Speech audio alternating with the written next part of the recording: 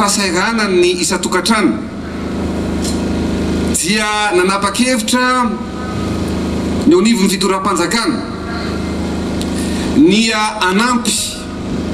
ny vahoaka malagasy tsy vaky tsy akanavaka raha toa ka ny fanapa-kevitra nalainay dia ny hoe aloha mba fanampiana maharitra kokoa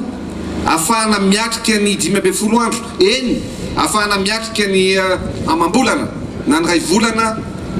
no afahana mitsinjo anareo fitiavanay aminareo dia tsy amikilao fa amatonina mihitsy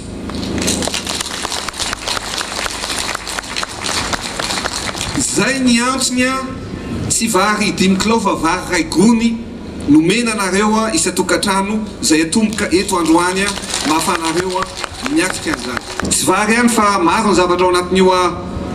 fanomezana ao anatin'io baoritra io misy zavatra maro zay tsy ho tany saiko fa dia anjara anareo no mahita anazy rehefa manokatra azy ianareo